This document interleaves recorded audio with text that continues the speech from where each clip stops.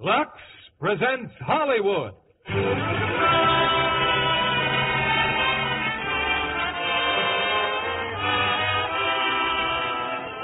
Lever Brothers Company, the makers of Lux Toilet Soap, bring you the Lux Radio Theater, starring Bob Hope and Lucille Ball in Fancy Pants. Ladies and gentlemen, your producer, Mr. William Keighley.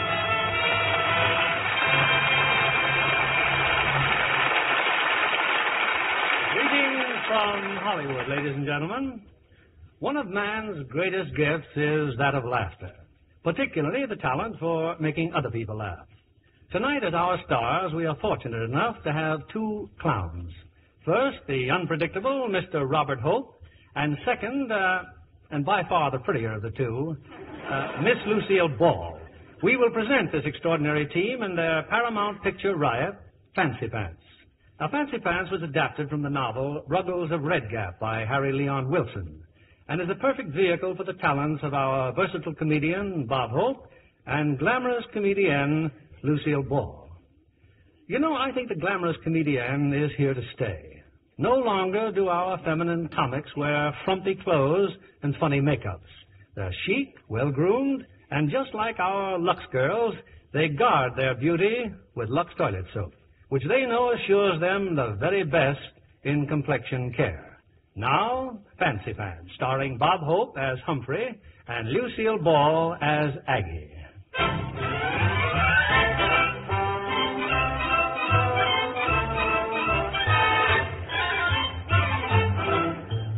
It's England, 1905. And out in the countryside, a third-rate group of actors has just concluded another dismal performance. We're backstage now, and the cast is on its usual topic of discussion. That brilliant actor, Humphrey, the butler. I don't know where he changed his I can't stand anymore. Either that blundering monster Humphrey leaves the show, or I leave it. My dear woman, now don't blame me. I'm only the stage manager. Oh, what's the use? We're not even making expenses. I suggest we all leave the cast and go home. Oh, Humphrey'll never go home. I know he won't. It's an American plot, I tell you, to ruin the entire British theater. A little applause, please. I'm about to make my entrance. Halfway, idiot! Thank you. That'll do, please. That's enough remarks. There's no more room between my shoulder blades. You know, with a little concentration, I may become another Gromiko. Blundering American idiot. Fiends. Now,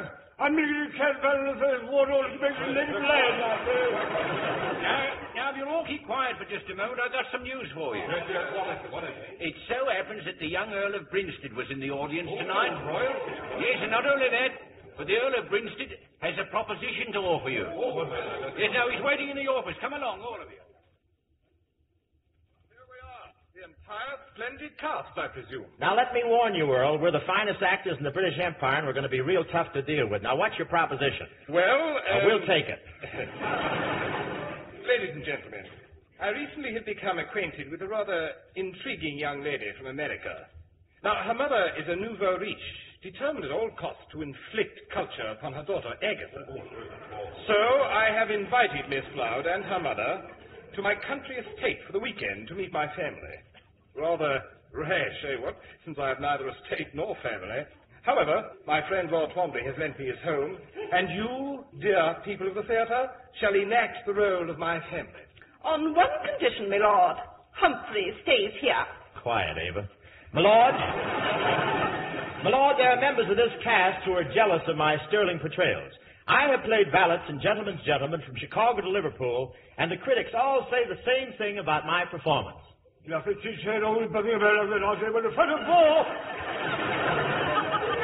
but how can they print that in the newspaper? What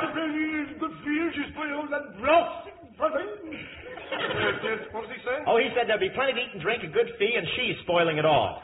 He talks like that ever since he got hold of a loaded crumpet. Well, those are my terms. Oh, give Humphrey another chance. After all, he is human. Well, practically. Oh, very well then. But keep him away from me. Don't wear your hair up, honey. It's the grouse shooting season. Well, it's all settled then. Yes, and we're off to the country, and I hope you have an elevator so the upstairs maids can have a fair share of me. I'll send carriages for you the first thing in the morning. It'll be a lark for all of you. And for me, who knows? A rich wife, Miss Agatha Floud.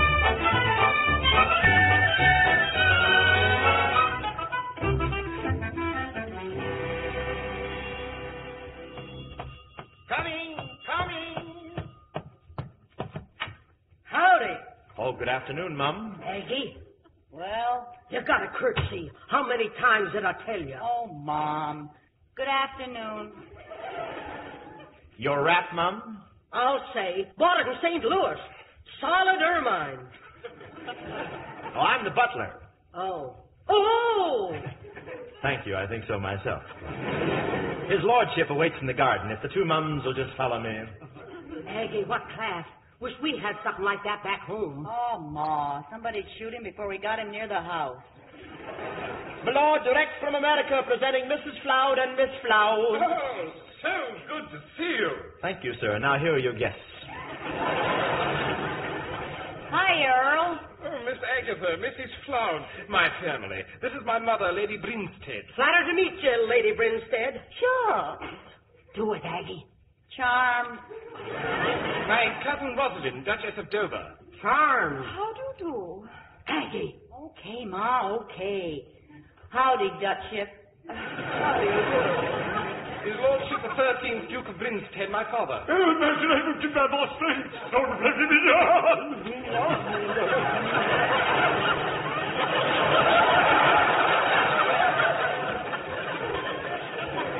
Hey, what's he trying to do to me? Just kissing your hand, Miss Agatha. You'd think there was gravy on it. But forgive father's enthusiasm. Told him all about you, sir. You hear that, Aggie? The Earl told his pa all about you. And somebody ought to tell his mother all about his father. Well, I hope our guests find it relaxing here at Brinstead Manor. Eh, Mamma? Yes, indeed I do. Oh, beg pardon, my lord. Yes, Humphrey? Your monocle is smudged. You've been breathing through your eyeballs again. There you are. Anything else, my lord? Mustache wax, a touch of hair oil, perhaps? A whiff of stoppette?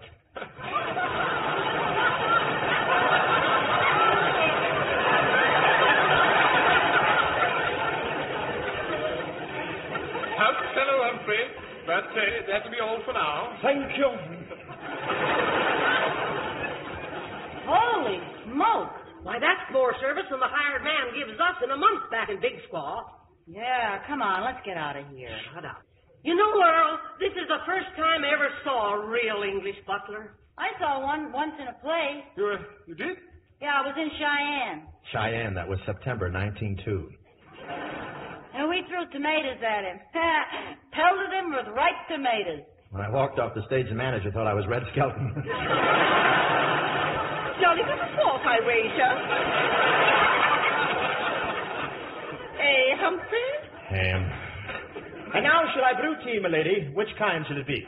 What's the difference? Well, I can give you orange pekoe with a dash of lemon, or lemon pekoe with a dash of orange. Then there's wheat tea, or if you prefer extremely strong tea. Keeps trying to batter its way out of the bag.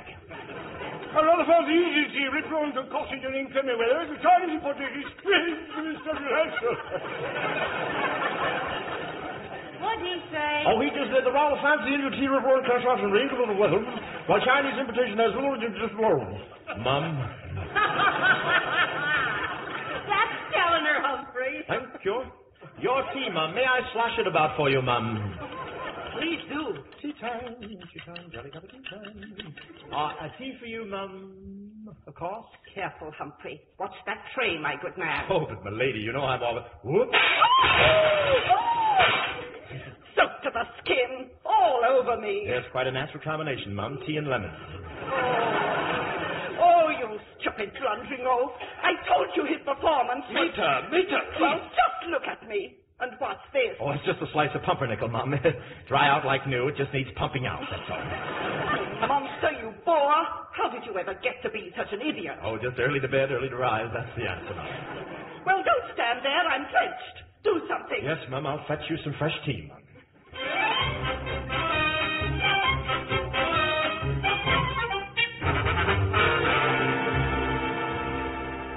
Humphrey, here, Humphrey. I want to chew the fat.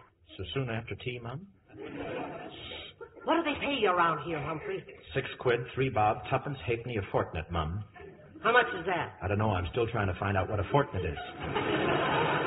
Well, how about a nice fat raise, Humphrey? Are you trying to lure me from the service of his lordship, Mum? Exactly. Impossible. My family's always buttled the Brinsteads. My father, my father's father, my father's father's father's father. I could even go farther. Now listen, son. Hanging around here ain't getting you nothing. Here's my card. Drop in at my hotel and we'll work out a deal. Double your salary. Don't tempt me, Mum. Money brings out the cad in me, and my cad is ready to get out. Well, meanwhile, just see that you keep out of the billiard room. The billiard room? Oh, I've been barred from the billiard room for life, Mum, for cheating. I won £50 shooting pool with the Earl before he found out the terrible thing I'd done. The terrible thing you'd done? What was it? Oh, I can't tell you, Mum. What was it? Well, I soaked his pool cue in Jergens lotion. He'd never have found out that someone started to play Song of India and it crawled into a basket. Well, Aggie's in there with his lordship. And he's alone. Who knows, Humphrey? Maybe he's going to propose. Gad, Mum. I trust the luscious Miss Floud knows what she's doing, Mum. Maybe she don't, but I do. Just imagine. An earl for a son-in-law. Hey, what are you doing? Humphrey, no. Leave him be. I tell you, he's going to propose. Now then, Agatha, my dear, if you'll just give me your hand. Okay, here. Thank you. You place the hand on the billiard cue. Thusly. Do you follow me? May I tell you something, dear Agatha? May I tell you that I brought you in here just to be alone with you? Why? Because you're the most exciting girl I've ever met. If only I knew the right words. If only I knew what to do. May I be of service, my lord? Sherry, my lady? Well, don't mind if I do. Sherry, my lord? No, nothing for me. Thank you, Humphrey. Scotch and soda, my lord? Nothing at all, thank you. You may run along now. Scotch and water, my lord? No, nothing, thank you. Soda and water, my lord? Nothing. Water over water? Scotch over ice, my lord? No, nothing, Humphrey. Scotch over scotch? Scotch over bourbon? That will be all, Humphrey. Thank you. Care to play musical glasses? Jolly well crazy, my lord. No, nothing. Shall I draw the blinds, my lord? Draw your bath? Draw your picture. Look, Humphrey, draw whatever you like, but somewhere else. Somewhere else. Yes, my lord. Or shall I chalk the mum's cue, my lord? Why don't we just give up until he winds down? You heard his earlship. Hit the breeze and stop talking. Well, if Mum feels that way about it, Mum's the word, Mum. I'm terribly sorry, Agatha. Now, as I was saying, oh, my darling, if you only... Announcing Sir Wimberley, Mrs. Floud, Lady Margaret, Lady Rosalind, and Cyril, my lord. Oh, for heaven's sake. Lady Margaret, Mum, may I serve the punch bowl? You may. Serve the punch bowl, Humphrey. Fine, Mum, as soon as I return from the laundromat in the corner. I can't think of any place else to put the goldfish. By the time you finish the punch, they'll be suds washed and rinsed 3 times.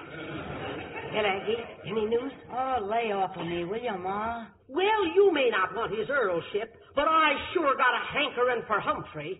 Ma, I tell you, Aggie, that Humphrey would make a real gentleman out of your paw. take that home with us to Big Squaw? Well, why not? You got bats in your belfry. I don't care. I'm going to get that Humphrey for your paw somehow. If Lady Margaret would only fire him. Oh, Pa, just feed him to the pigs. Get over there and shoot your pool. I got to think. How am I going to do it? How? A little refreshment, Mum? Bavarian punch? Bavarian punch? Whiskey stirred with a Bavarian. No, I don't want any. Well spiked, Mum. A little punch, Mum? Why, thank you, Humphrey. Make you fit as a tiddly and ready to wink. I know you, Humphrey.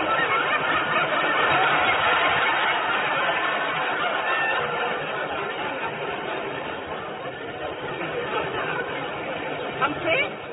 I'm here. You spill so much as a single drop on me, I'll... Oh, but, Mum, I was bucked just as I was bending over to serve you, Mum. Someone cued me. Oh, get out! Get out!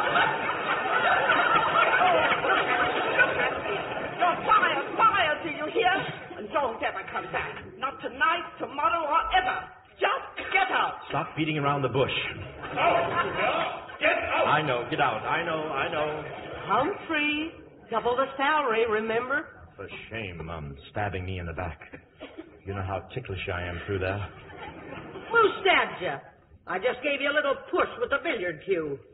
Well, you working for us now? Oh, big squall. You said it. We leave next week.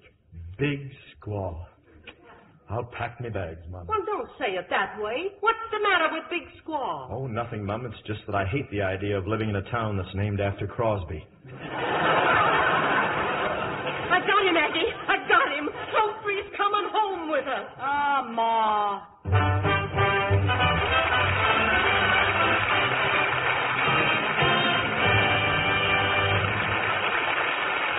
In a few moments, we'll present Act Two of Fancy Pants. Now, here's Libby Collins, our Hollywood reporter, with the Lux movie news of the week. We're off to Mexico this week, John, to a gay, romantic Mexico setting for the Howard Hughes presentation, His Kind of Woman. That's the RKO picture starring Robert Mitchum as a gambler who goes straight and is forced to shoot it out with a tough gangster. And Jane Russell turns in some high comedy as an ex-band vocalist masquerading in high society. But she turns straight, too, and ends up in Mitchum's arms as his kind of woman. I hear Jane Russell wears absolutely dazzling costumes. But then Jane's a dazzler herself. She's a Lux girl, John. With a truly Lux-lovely complexion. Yes, indeed. Jane Russell always depends on Lux soap care for her complexion. And she tells me she adores the big new bath-size Lux.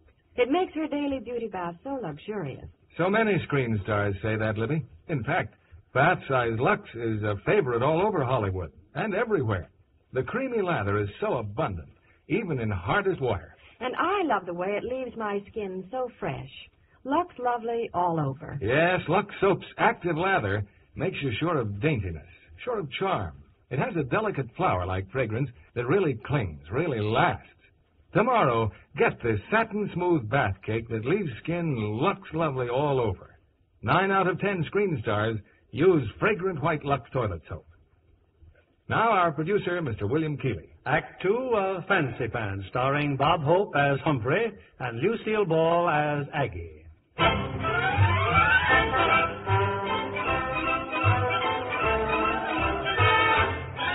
Well, it's 3 weeks later, and our hero, Humphrey, his acting career blighted, has arrived at the Floud Mansion in Big Squaw, territory of New Mexico. Mrs. Floud is showing Humphrey around the house, while Aggie and her father... Oh, I sure missed you, daughter. I sure did. Say, how come you're all sunnied up on Tuesday? Oh, it's Ma, Pa. She's taking the finery like a hog takes the slop. Yeah, sometimes I wish I never found all them gold mines, Aggie, and got so doggone rich. And now that we got a butler... Oh, Aggie, I'm in a peck of trouble. And it's all his'n fault, Humphrey's. Well, he is kind of lame-brained. First, your ma wrote me that some Earl was making goo-goo eyes at you. Then she sends me a telegram that she's bringing home a gentleman's gentleman. So, naturally, I figured it's the same fella. Huh? Say that again, Pa. Aggie, I've told everybody in Big Squaw that you and Ma was bringing home a Earl. You told everybody... Oh, Hey, what am I laughing at? And now the whole town's fixing to welcome him proper. Gosh, when Ma finds out, what'll I do? You won't have to do, Pa. You're going to be did. Hey, no wonder Cart Belknap was so mad. Cart Belknap? Yeah, I saw him down at the depot. Couldn't figure out what was eating him. Piece by piece. Toughest hombre in Big Squaw, and Cart's mighty sweet on you, Aggie. There goes your problem, Pa. Cart thinks there's something between me and Humphrey, huh? Well, suppose I let him keep on thinking it. Cart had cut out his liver and boiled his gizzard in his own sauce, and after that he... Cheers, Pa, here they come. Ma on him. Well, there he is, Humphrey. That there's Mr. Floud. Howdy. Howdy, sir. Now, let's get one thing straight, Humphrey. I take care of myself, see? Oh, that's quite obvious, sir. In the house, I always go around in my shirt sleeves. Anything wrong with that? Oh, no, sir, nothing at all, sir. But wouldn't it be better if you wore a shirt with them? Just a suggestion, of course. Don't let me rush you into anything. Humphrey, I want you to meet our hired help. Get in here, boys. This here's Wampum, our Indian foreman, and this is Wong, our Chinese cook. Boys, meet Humphrey. How do? Oh, he do. All right, Humphrey. You can start right now lecturing Mr. Floud. Humphrey, your first doorbell. Go on, see who it is. Thank you.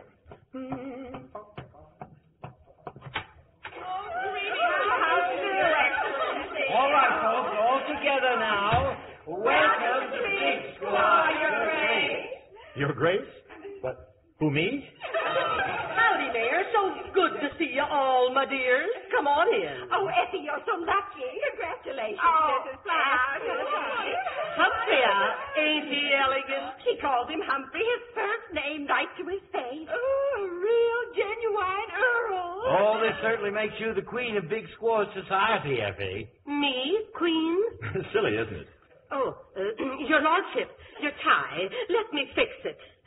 I'll double your salary, double everything. Only don't let 'em know you're just the butler.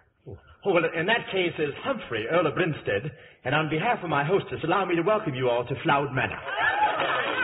Oh, your lordship, it's 2 minutes past your tea time. How can you endure it? Sheer grit. Shall we tee off, then? Oh, ladies, please, if you'll line up in alphabetical order, you may breathe down my neck, one at a time. He's so witty, Effie. Oh, this is a fun group, isn't it? This way, your lordship. Hey, welcome. Bring off the tea. Oh, and don't forget the crumpets. What is crumpet? That's a bagel with a thyroid condition. Now tell me, Earl, how do the American women compare with your English women? Oh, I think you American women are much prettier. How about your horses? Oh, I think you American women are even prettier than our horses. Hey, where are you? Sorry, Ma. Haven't I asked you never to enter a room without dropping a curtsy to Humphrey the Earl? Yeah, Ma, I know. Dear, dear Earl, what would Lady Maud say? No carnation in your buttonhole. Oh, I can't wear them, you know. It turns my medals green. Carnation, ladies. Here, you may shed it. Oh, Earl, please tell us about your medals. Yeah, some experience I could write up in the paper. Nothing doing, folks. His Earlship's kind of pooped. Oh, no, not at all. Not at all. Now, let me see. Which medal shall I explain first? Oh, yeah, I think it was my first year of service in Africa. I was a mere lieutenant at the time. Well, those native chaps were becoming very nasty, meant to wipe us out, you know. They were only waiting for the end of the monsoon. Monsoon, that's French for mister. Yes. Thank you. Well, Colonel Jothergill drew me aside. It's 3 against 1,000, he muttered. We had to have reinforcements. No man could get through. The Earl was just a boy at the time. No, I was 13, as I remember. Oh. Well, Colonel Jothergill, old Spit and Polish, we called him lovingly because he was always spitting and he was Polish. Well, sir, there we were, 3 against 1,000. Oh, how horrible. Stimulating, though. Then Colonel Jothergill told us the worst of it. Stiff upper lip, he muttered, starching his mustache. You'll have to face it, chaps. There was no more tea. They'd cut off our Liptons. Oh, they paid dearly for this. We'd sell our lives at a fearful price, but how to stop them? How to get out of it? How? How? There was no more time. They were storming the fort now. 3 against 1,000, mind you. Oh, you're wonderful. Yes, there I was with a spear through my supple young body. Didn't it hurt? Only when I laughed. Well, I drew my cutlass. I drew it. I started to hew my way through them. Oh, well, if you dear peasants will excuse me, if you'll excuse me, well, I always take a nap before tiffin. But, your lordship, what happened? How did it end? Oh, the encounter. Well, we finally put them to rout. Well, we all agreed that they were 3 of the toughest rascals we'd ever fought. Cheerio! Dad, what a performance.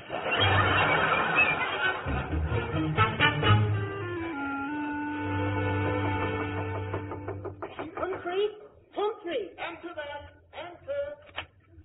Humphrey, you get out of that bed and make tracks for the Yellow Dog Saloon. Them 2 varmints, Aggie and Pa's over there. In the saloon. It's a revolt. Oh, but Effie, one does not disturb an Earl this early, and the Earl is feeling very Earlish this morning. Humphrey, in the weekly newspaper you may be an Earl, and in front of my friends you may be an Earl. But every payday you're Humphrey the butler, and your job is Pa and Aggie. Oh, but Mrs. Floud, I simply... Humphrey? Yes, Mum. I'm on my way, Mum. Yellow Dog Saloon, Mum. Say, can anybody get in, Mum, or just Yellow Dog? Oh, cut that out. Now just get down there and bring them back.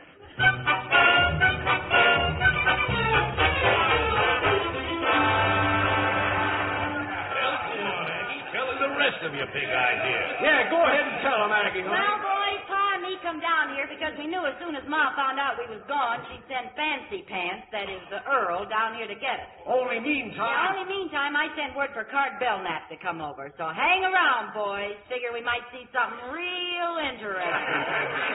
Aggie, look who's walking in. Fancy Pants. Come on in, Humphrey. Boys, I want you to meet our new boarder, the Earl of Brinstead. Earl, the boys of the Yellow Dog Saloon. No, don't get up. You'll muss up the sawdust. Begging your pardon, young mum, but the maid has requested that you both return at once to the manor. What's wrong with our manners here? Come on, Humphrey, sit down. Hey, Aggie, how about singing that song again for his earlship? Sure, Pa. Why not? Hey, Sam, get over to the piano. Okay, Aggie. It's for you, Humphrey. Jolly decent of you, mum. Give it to him, daughter.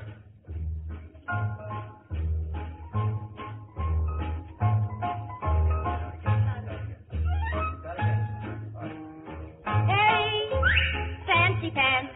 You're a pussy-footin' critter. When you see a gal, you skitter. Hey, you! Fancy Pants. Oh, you drop your purty hanky. Mama's gonna spank you. Hey! From the Roy. Women who crave men wanna love cavemen. Say, angel boy, show some grit. That's what you gotta give. Hey! Fancy Pants. You're a highfalutin' geezer, afraid to take a gal and squeeze her. Hey, you! Fancy Pants. Run to Mama for protection. House stamp selection. Hey! Tenderfoot. Looking at hustling, stomping and cussing. What you feared about? Take a chance. If you're rootin' and shootin', folks will quit a hootin'. There goes Fancy Pants.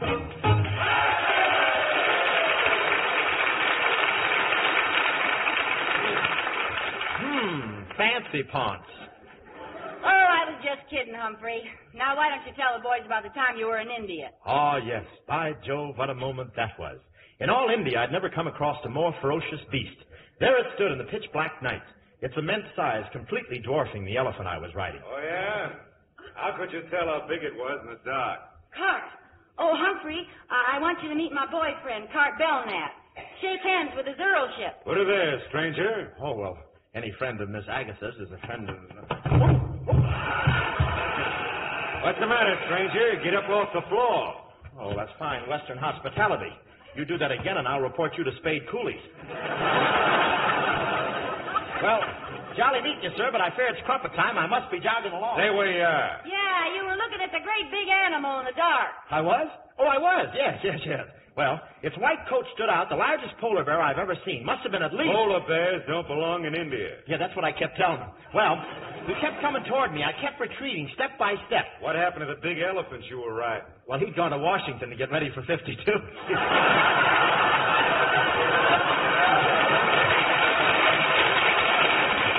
Well, there I was. Never dreamed of that. Well, there I was, alone, unarmed, except for a spear that a friendly native had left lodged in my chest. Yeah, but it only hurt when you laughed. Yes.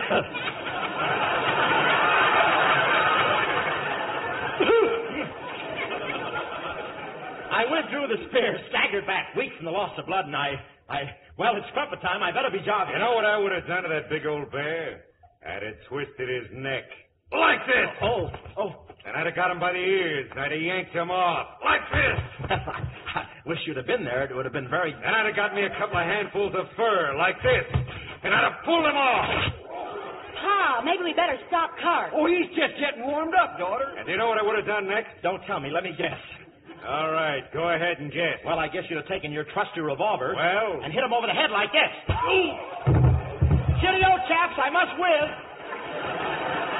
Aggie, did you see what he did? Yeah, to Cart Belknap. Hey, Fancy Pants, wait for me!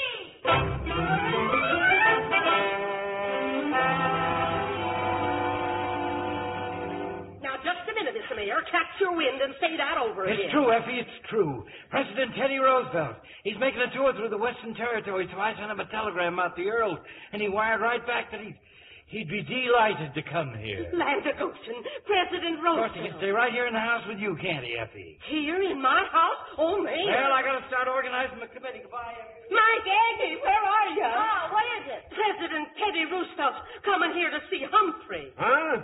I'd have swore she said the president was coming here to see Humphrey. That's what I did say. Effie, girl, you've been hitting the Applejack. Well, what's he want to see Humphrey for? Because he thinks Humphrey's the Earl. Where is he? Where's Humphrey? Who, Humphrey?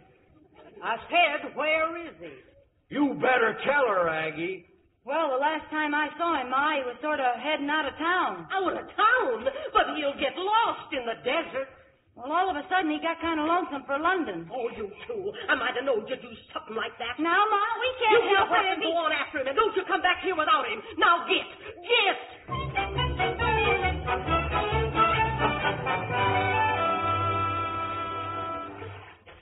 I'm lost. Lost in this endless desert. Water. Water. Anything that'll save my life. Water. A package of Chesterfields.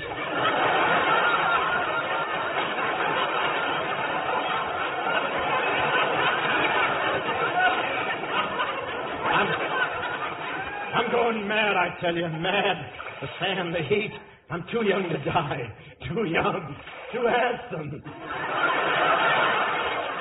Water! Water!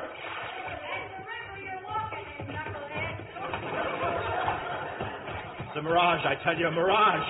We do our washing in that mirage every Monday morning. Oh, yeah? And who asked you to come chasing after me? I want to get out of this country. Well, I don't exactly blame you, Humphrey. Me and Pa were awful ugly, and Cart Belknap. Cart Belknap. Only a coward would hit a coward. Oh, he just snapped his twig, that's all. You see, Cart wants to marry me, and I guess he got the silly idea that you and me were sweet on each other. Can you imagine? Preposterous. You're not even my type, Mum. You know, it took a lot of nerve belting Cart Belknap over the head. That's why I figured you might have nerve enough to meet President Teddy Roosevelt. Yeah, well, I've got just as much nerve as... Who? Well, everybody thinks you're a real earl, so Teddy Roosevelt's coming to Big Squaw just to meet you.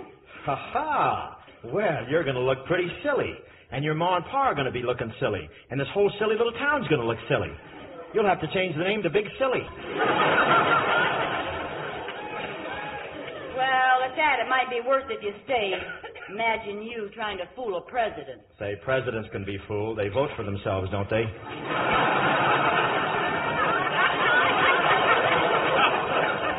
Besides, I made you think I was a butler. Well, that's easy. You are. Look, I've been waiting a long time to take some bows for my performance. I'm no Earl, I'm no butler, I'm not even Humphrey. Huh? My name is Arthur Tyler, and I'm an actor. Afra, Agva, and Sag. And paid up. Actor? Gosh. Well, why did you pretend to be a butler? Because I was stranded in England. Flat broke. Gee, a real actor. Playing an English earl for President Roosevelt. With me and Ma and Pa to applaud. Yeah, and I'd be the star. That's a step up. And an audience of 3. That's a step up. Sure. Besides, there's a lot of innocent people down in town depending on you, Humphrey. I mean, Arthur. Innocent? How about Cart Belknap? Would you tell him we don't mean anything to each other so he'd stop trying to put my head in his trophy room? Well, sure. I'll tell him that we don't mean a thing to each other. Well, there's my horse, Humphrey. Let's get back to town. Ah, yes, the horse. I hope you don't mind riding double. Double, Mum? Wouldn't think of it. Oop, there we go. Oop. There. You all set, Mum? Perfectly comfortable, Mum? Oh, sure. Let's go. Later on, if your feet start hurting, maybe you can ride the horse.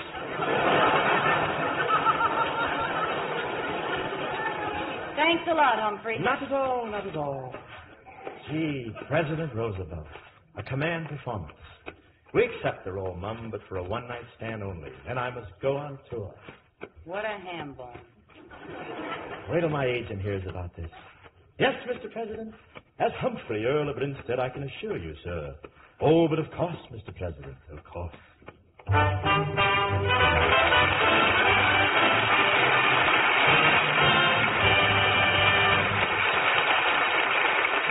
just a few moments, we'll return with Act 3 of Fancy Pants. And now for my guest tonight, I have a young lady who's a charter member of Paramount's Golden Circle, Miss Joan Taylor. The circle means, Joan, that Paramount has high hopes you'll become a star. Well, I'm hoping, Mr. Keeley, and working like mad. But you already get your name in lights. You know, every time a picture you're in plays in Lake Forest, Illinois. Confidentially, that's because my father owns the theater. And your mother danced in vaudeville. Yes, she was a headliner and started me on dancing lessons early. Well, Joan, dancing started many a screen beauty on her career. Look at Jane Wyman and Alexis Smith, who are playing opposite Bing Crosby and Francho Tone in Paramount Pictures' wonderful new comedy, Here Comes the Groom. I watched it being made, Mr. Keeley. What fun. What tangled romances. Being in love with Jane, Jane engaged to Francho. And Alexis, the glamour girl, whose competition brings Jane back to Bing. Yes, if you'd like to laugh, don't miss Here Comes the Groom. And when you see lovely Jane Wyman and Alexis Smith, notice the smooth beauty of their complexions. Both Jane and Alexis know how easy it is to be Lux Lovely, Mr. Kennedy, and I agree with them. Lux Soap facials really work wonders for my skin. You have a lovely complexion, Joan. And as you know, here's all there is to a Lux Active Lather Facial. Cream the rich lather well into your skin, rinse thoroughly with warm water, then cold, and gently pat dry with a towel. It's the active lather that does the trick, leaves skin softer and smoother. So discover how easy it is to be Lux Lovely. Get a supply of Hollywood's own beauty soap tomorrow. 9 out of 10 screen stars use fragrant white Lux toilet soap. We pause now for station identification. This is the CBS Radio Network.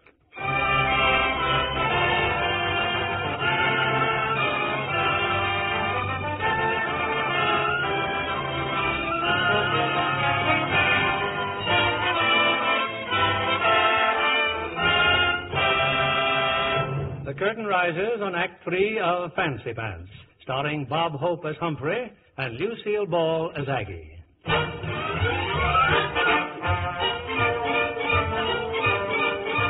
biggest day in the history of Big Squaw is at hand.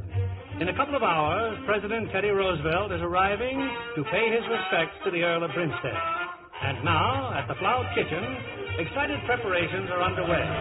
Yes, it's home cooking for the President. Oh, woe is me, what goes with me? I hate this living I've chose for me. Tired of eating misery. Should have never roamed and left that home cooking. Home cooking. Life is cruel, I was a fool to roam. I went abroad, and how I hawed them English critters they never thought. When the Duke says, yes, my lord, partner, you can hear me elbow. Home cooking. Home cooking. No fancy pants will stand a chance with me. With a porch light screen or banner from Niagara Falls. Green grass, lawn, more home sweet home up on the wall. That's home cooking, home cooking. A quiet life is quite a life for me. Yes, give me that home cooking, home cooking. That's a life for me. Thank you, Margaret.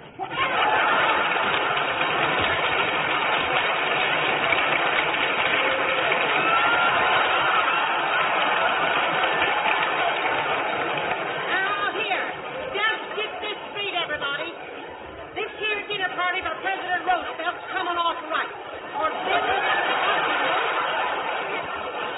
listen, I'm talking to you. Them that is responsible is going to suffer. You hear me, Aggie? I hear you, Ma. And even you forget to curtsy, I'll bust your curtsy. Oh, all right, Ma. A doorbell, Mom, I'll get it. You stay where you are. You quit calling me Mum, gol darn it. Today you're the Earl of Grinstead in capital letters. Oh, yes, just the way it's embroidered on my shorts. I've been practicing a royal smear all morning. I'll soon be getting fan mail from Basil Rathbone. Oh, what a season this is. Oh, it's probably just Carrie with her potato salad. Lay off the doorbell, honey. I'm coming. Come in, Carrie. We'll... Oh! Mrs. Floud, how do you do? Fainted. Pick her up, Bennett, and bring her in. Yes, sir. That's the trouble with these surprise visits, Mr. President. Oh, here now. What's the miss, you chaps? She fainted. Oh, well, you see, President Roosevelt's coming, and everyone is simply...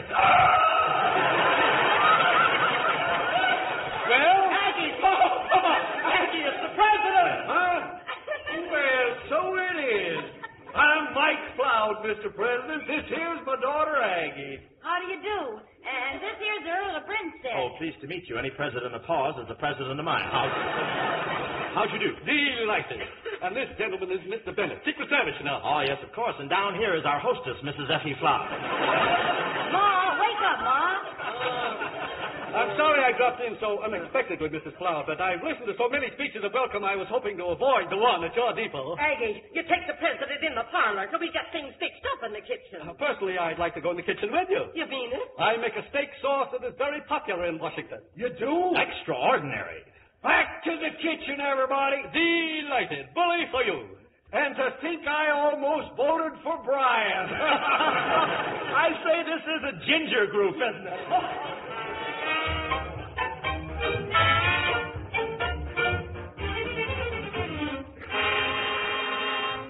Now, there you are, Mrs. Floud, my steak sauce. Now, who wants a taste? Gee, sure looks good, don't it? I still think it needs a little more cooking, Sherry. Paul. Well, perhaps another dash of sherry wouldn't Oh, hurt. nonsense, Your Honor. You keep your nose out of the president's recipe. Doggone it, Effie, there was plenty of sherry in your cooking before we got married. Why, Mike Floud, are you insinuating that... Gee, Ma, if you'd used stronger sherry, I bet I'd be 2 years older.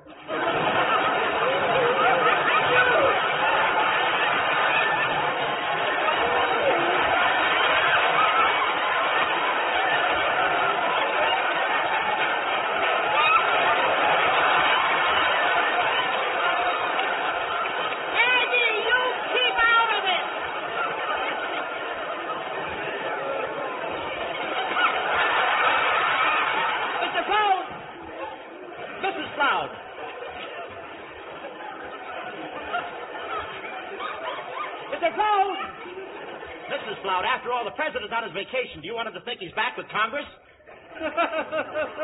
Bully for you, Brinstead. Now tell me, what is the attitude of England regarding the Mediterranean situation? Oh, yes. Well, frankly, there are two schools of thought, pro and con. Well, of course. But how do you feel about it, pro and con? Well, the pro people seem to be for it, and the con group are definitely against it. Definitely, sir. But you, Brinstead, what stand do you take? Oh, me? Well, I'm pro. Pro? How can you endorse a situation like that? Oh, what I mean is I'm pro-con. I'm for those who are against it, you see. No, I don't, but... Effie, where are you? It's the mayor. The train came in, but he wasn't even on it. He didn't even... Jumping Jehoshaphat. President Roosevelt. He's here, folks. He's here. Mr. President, as mayor of Big Squaw, permit me to welcome you to our fair city. And in honor of this... Oh, bravo. Excellent speech, Mr. Mayor. Brief but meaty. Thank you, Miss Mayor. Thank you all. But I've got a whole lot more to say. That's all right. You can mail it in later, Mayor. Thank you. It's free, you know. Everything's free. I want you to try some of the venison, Mr. President. Aggie here shot it herself. Bully for you, ma'am. If only I had time, I'd do some hunting. Oh, what we ought to have is a fox hunt. Oh, yes, they're fun, especially if the fox is riding a fast horse. Over hill and dale, yoicks and away, all that sort of tittle. Blasted shame you have to be pushing off, Mr. President. After all, I do have a schedule. Bad show. Disappointing to the hounds, you know. Why, Dad, we won't disappoint the Brinstead. Oh, Bennett. Yes, sir. We're staying over. See about the train. Yes, Mr. President. And you, Brinstead, you shall lead the hunt. Me? Tomorrow morning. Oh, but I... We'll spend the whole day on horseback. The whole day on horseback? I may find a new place to put my Dr. Scholl's footpad.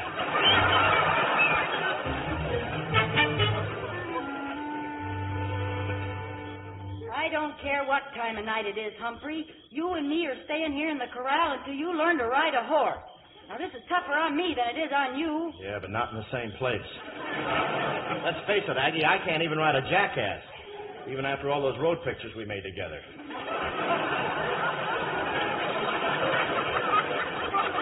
That goes with Here Comes the Groom, doesn't it? I can stay on a horse. I can stay on a horse when he walks, I think, but I can't go out there riding in any fox hunt. Playing in her was easy, but all I ever hunted was a job. Well, I ain't asking you to ride just for Big Squaw or for Pa or Ma. It's for me, Humphrey. Me? I mean you? The first time I saw you, I said to myself, here's a dirty, low-down, lily-livered coyote. Then, as I got to know you better, I figured you for a filthy, sneaking rat. Yeah, I grow on people like that. But then again, you remind me of a little old chipmunk I had when I was a kid. Only thing I ever loved. same look in the eye as you got. I'll never forget how he looked at me just before he went west. California? Dead. Smog poisoning, huh? Cart Belknap shot him. Hey, did you ever tell Cart Belknap that we didn't mean a thing to each other? Well, not yet, Humphrey, but I was fixing to. Well, don't. Huh? Well, I don't like my women to be lying. You mean you aren't running out on us? Nothing's going to stop me now, maybe not even a horse. Oh, Humphrey, would you kiss me? Nobody'll see. It's dark out here.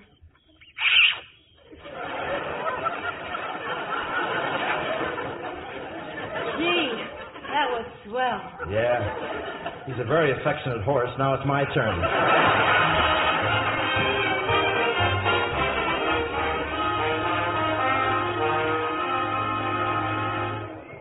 There, this foxhound. Bully! Well, may not be exactly like England, Mr. President, but the fox will never know the difference. Ah, here comes Brinstead. Tally-ho, pip-pip, everyone. Top of the morning, Your Excellency. Thank you, Brinstead. Splendid day for the... Brinstead, why, you're limping. Yeah, what you doing with that cane? Oh, this? Well, I couldn't find a crutch. I looked all over. What? Good heavens, man. Oh, it just happened, you know, about to leap on my horse when my old leg injury hit me again, just like that. Old leg injury? Yes, I got it playing rugby at Oxford. I kicked a rug too hard. It kept me off the crew, you know. I was a four-letter man. Yeah, and I can spell it. Well, we can't have the hunt without you. Guess we'll have to call it off. Oh, nothing of the sort. Tradition. Oh, no, I'll be all right. Old fellow, whop him, old boy. Just bring my beast over here and have her lie down. I shall get aboard somehow. Brinstead, you can't possibly ride. Oh, I'll suffer through, Prez. Nothing stops the Brinstead. Excelsior! Your family motto? No, somebody fetch some. I'll put it in my pants. You can't ride. President's orders. Oh, well, I guess I'm outvoted then. Rum luck, eh? Better take my horse along, though. This could give her an inferiority complex.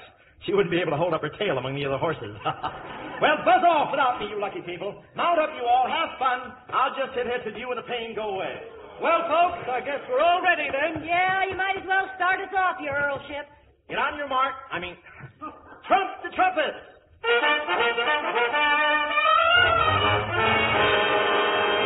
Unbox the fox! Hey, look at him go! Must have a date with another fox. Unbound the hound!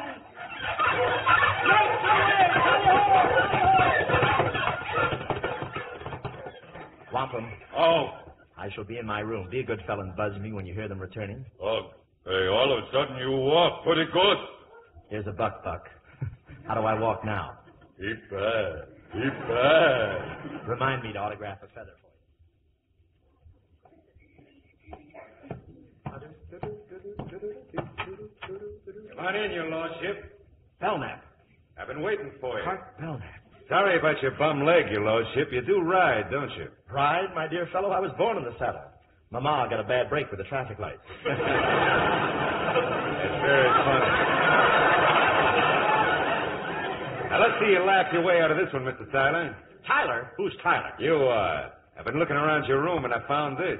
Put down that scrapbook. You're wrinkling the lace. Put it down. You heard me. Put down that scrapbook. Put it down, I say. Why should I put it down? So you can help me pick up my teeth. Shut up. Full of newspaper clippings, ain't it? Like this, for instance. Arthur Tyler, an American and an actor, but not a very good one. Well, I was a British critic, and they didn't like American actors then. That was before the loan. But look at here. It says Arthur Tyler gives a standout performance. Only that ain't all it says. He stands out as probably the worst performer who ever... Oh, you admit you're Tyler, huh? Oh, of course not. I'm Humphrey, Earl of Brinstead, Pip-Pip, Tally-O, and all that sort of there. So. Then what's this scrapbook doing under your pillow? Well, I like to sleep with my head high. You know, the president and the whole town's going to be real upset when they find out how you and them Flouds try to make fools out of them. Oh, but Mr. Belknap, surely you're not going to tell them about it. I mean, not so much for me, but for the Flouds. They're such nice people. Especially Aggie? Yeah, that's right. I wouldn't miss this for $1 million. Well, cheerio, Mr. Tyler. I'll put a real good finish in your scrapbook for you. Your funeral notice. You can't do it. You're not going out of this room with that scrapbook. Oh, no? No. So long, Humphrey. I'll unlock the door as soon as they get back from their fox hunt.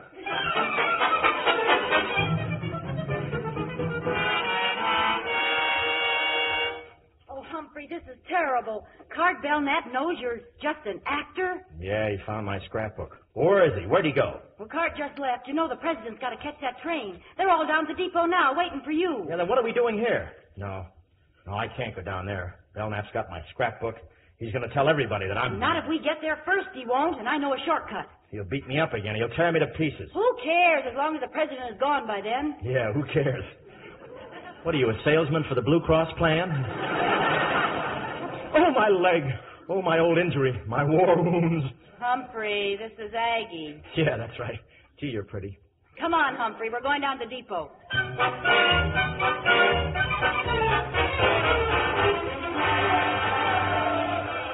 Princess, how good of you to see me off. But what happened to you? Well, I was determined to reach the train before you left, sir, but I fell down twice for every time I got up. Bad leg, you know, sir. Starts at my hip and goes all the way to the floor. You shouldn't have attempted it, the condition you're in. You should see the condition I'll be in. Oh, but don't worry about me. Splendid hunt, I hear. I wish I'd been there. Perhaps we'll hunt together sometime when you come across the big pond. Delighted, Princess. Bully of you. Bully! I have put on a little weight. All right, Miss Bennett. You can start the train. Yes, sir. Stop the train! No, wait, Mr. President. Who this whole town ought to know what the Flouds that fake Earl's trying to put over on you? What are you talking about, Belknap? Why, he's just a cheap little actor. What's this? The most humiliating thing Why, I shall return immediately to He's England. a fake. And this book, I got to prove it. Give me that book. Come back here. Stop it, somebody. Stop it. So long, Aggie. So long, Paul. So long, Effie.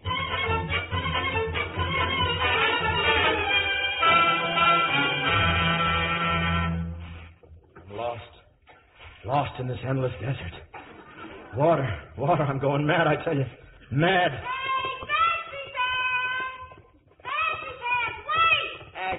Aggie, no. No, they'll follow your tracks. You lead them to me. I want to die alone and healthy in this frightful desert. Oh, relax, will you, Humphrey? The president's gone, and as for Card Belknap, well, I told everybody the truth. When they like somebody in these parts, they don't care if he's a butler or a horse thief, or even if he's an actor. They want you to come back, Humphrey. So do I. Gee, Aggie, if you'll be Lady Brinstead, if you'll be Mrs. Humphrey Higgins, if Mrs. Arthur Tyler, you'll make me the 3 happiest men in the world. Oh, Humphrey, darling, of course I'll marry you. Oh, it'll be wonderful, Aggie. We'll settle down, and after the first year, we'll hear the patter of little feet. Yes, and after the second year, we'll hear the patter of more little feet. Yeah, Maggie, about the third year. Yes? The third year, let's have a baby. I'm tired of feet.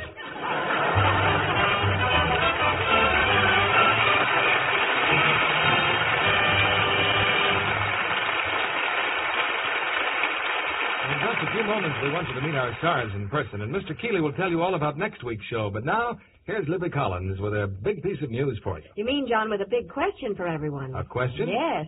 Who is the lovely Lux girl? Or perhaps I should put it this way. Can you identify the portrait of the Lux lovely Hollywood star whose eyes are masked out? Her picture's appearing in newspapers all over the country, on posters, in grocery stores, everywhere. Oh, she's the mystery star in the big Lux Girl contest. And it is a big contest. $60,000 worth of prizes. Why, the first prize is $5,000 cash plus a Ford Victoria sedan. And there are hundreds of other prizes. 10 Ford Custom V8 two-door sedans. 214-karat gold diamond Bulliver watches. $10,000 in additional cash prizes. Over 1,200 opportunities to win. And it's such fun to enter, because first you look at the picture of the lovely Lux girl you'll see at your grocery store, and right on the poster is a clue to help you. She's the star of Metro-Goldwyn-Mayer's Too Young to Kiss. That makes it easy for everyone to identify her. Now comes more fun in your entry. You complete the last line of a jingle, and here's the jingle. June is her name, the last is da-da-da. That's where you fill in the star's name. I'll repeat it. June is her name, the last is da-da-da. Her lovely skin's beyond comparison. Her beauty soap's the one for me. You write a last line to rhyme with me. There are lots of things you know to write about Lux soap to help you write that last line of the jingle. For instance, Lux is Hollywood's own beauty soap. It has active lather that leaves skin softer, smoother. And Lux soap's delicate perfume clings, leaves skin sweet and fresh. 9 out of 10 screen stars are Lux girls. So go ahead, enter this big Who is this lovely Lux girl contest right away. Get the entry blank at your grocer's tomorrow. It gives you all the rules, the jingle, and the address. Send in as many entries as you wish, but with each entry attach 2 Lux toilet soap wrappers, either regular or bath size. Remember, there's $60,000 in prizes waiting for winning last lines. Yours may be worth $5,000 cash and a Ford Victoria sedan. Now, here's Mr. Keeley with our stars. And here they are for a curtain call. Bob Hope and Lucille Ball.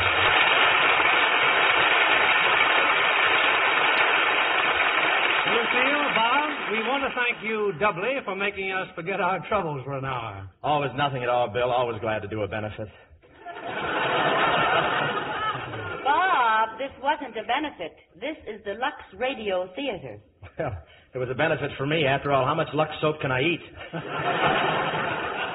But, Bob, they pay me money, and then I buy my own Lux soap. It's cheaper that way. How do you like it? Crosby told me he saved the wrappers and sent Gary to college. Why, Bob, you don't need any more money with all those successful pictures you make for Paramount. Yeah, what's the title of your new picture, Bob? The one you made with Hedy Lamarr. My favorite spy. Oh, that's the picture Bob's fans are writing him about. His fans? You mean his relatives? Hold it, Lucy. Yes, they write in, but it's different from your Lux Girl contest, Bill. Anyone anywhere in the world has a chance to have the world premiere of The Favorite Spy right in their own living room. And guess who'll be their guest for dinner? I knew you'd try for a free meal somewhere along the line. Seriously, Bob, that sounds like a wonderful idea. I'd like to enter myself. I'd rather enter the Lux Girl contest because I am a Lux Girl. It's my favorite complexion care. Well, if you want to enter this contest, you write me to Bob Hope Contest, Hollywood 38, and tell me why you think the world premiere should be held in your home. The person who gives the best reasons will find me and the picture parked in their living room with all the trimmings of a big Hollywood premiere and a few publicity men. That'll make 3 of me, all told, because naturally with my personality, I play a dual role in the picture. Can you imagine seeing a movie with 2 Bob Hopes in it? How about Lux Radio Theater next week, Bill? Well, it'll be another Paramount picture with a very famous title. One of the top dramatic successes of last season, Sunset Boulevard. And from the original cast, we have the 2 stars, glamorous Gloria Swanson and that talented actor, William Holden. Co-starring with them will be one of Paramount's Golden Circle players, Nancy Gates. A terrific combination and a terrific picture, Bill. Good night. Good night. Good night. You are both great. Have you ever been embarrassed by a stocking run just when you wanted to look your best? Then take a tip from Hollywood screen stars. Wash your nylon the Lux way. You'll cut needless runs in half. The Lux way makes nylons last twice as long. Fit better, too. Strain tests prove it. No other soap, no suds of any kind, can make stockings last longer. Over 90% of the makers of stockings recommend Lux. New Lux with color freshener keeps stocking colors clearer, too. Get a big box tomorrow. Keep Lux in the bathroom for everything you wash by hand. Give all your washables that nicest new Lux look. Lever Brothers Company, the makers of Lux Toilet Soap, join me in inviting you to be with us again next Monday evening when the Lux Radio Theater presents Gloria Swanson, William Holden, and Nancy Gates in Sunset Boulevard. This is William Keeley saying good night to you from Hollywood. This is the CBS Radio Network.